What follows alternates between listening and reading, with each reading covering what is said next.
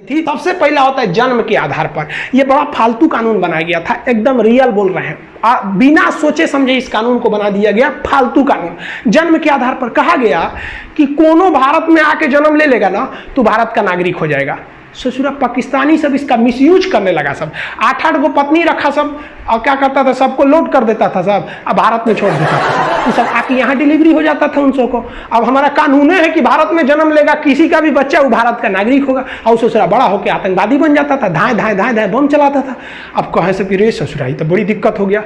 भारत सरकार की नींद खुली, सोचिए कितना साल बाद, 55 में ये कानून बनाया है, और 31 साल बाद 86 में समझ में आया कि भाई साहब गलती हो गया, ये क्या हो गया यहाँ पर। आप ही बताइए गलत कानून था कि नहीं। भारत में जन्म सोचो, कोनो प्रेग्नेंट औरत इंग्लैंड से आई, ताजमहल देखने आई, ओहो ताजमहल है, तब तो पता चले एक हफ्ता में लड़का हो गया उसका आगरा में, अब वो इंग्लैंड का नहीं भारत का नागरिक होगा।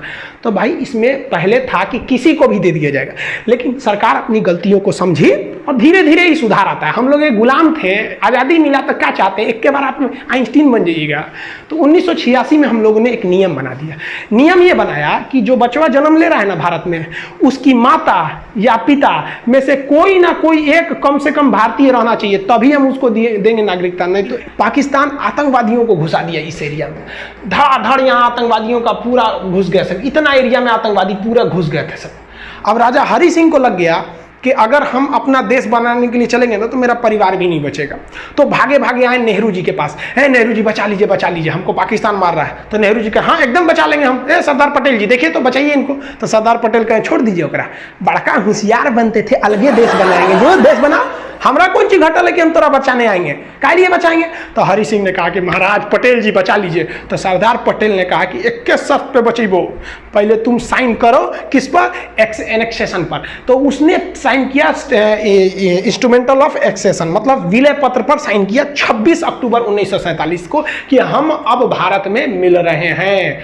तो सरदार पटेल ने कहा इन होशियारी हुआ, अब हम सेना भेजते हैं। तब यहां से भारत में सेना भेजा गया और भारत की सेना उनको खदेड़ दिया यहाँ पर। और भारतीय सेना उस समय बहुत ही बहादुरी से लड़ी थी। सबसे पहला सीरियल रेडक्लिफ, लेकिन इसी जियोड शेप को अंदरवा घुस के पढ़िएगा, भोंक भांक के अंदर घुस जाइएगा, बकोट वकोट के अंदर, कि सूरज ज्वालामुखी कहां से आ रहा है, भूकंप कहां से आ रहा है, इसके अंदरवा घुस जाइएगा ना, तो जियोड के अंदर घुस के अध्ययन को हम लोग जियोलॉजी कहते हैं, भूगर्भ विज्ञान, जियोलॉजी यानी ज्योग्राफी और जियोलॉजी दोनों जियोड में है, एगो ऊपर पढ़ी एगो अंदर पढ़ी। जूलॉजी मत सोचिएगा, ये तो जूलॉजी जेड डबल होता है जियोलॉजी वाला, ये तो डॉक्टर उगर पढ़ता है, इसमें भेड़ बकरी आदमी मानव ये सबको पढ़ा जाता है, बॉटनी में पेड़ पौधा को, तो वो जूलॉजी अलग है, जियोलॉजी होता है।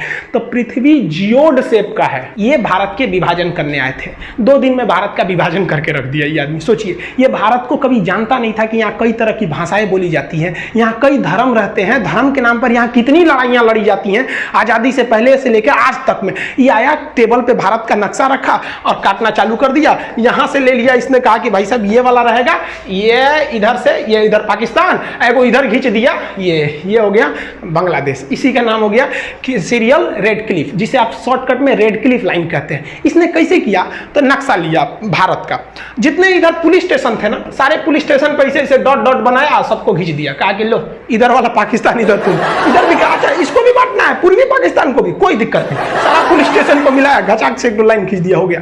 पता चला किसी का घर इंडिया में रह गया, खेत बांग्लादेश में चल गया, किसी का दुआरा इंडिया में है, आंगना चल गया बांग्लादेश में, अजब अजब कांड करके चल गया। अरे भाई इनका अपना रहता तब ना समझ में आता, यही कांड हो गया।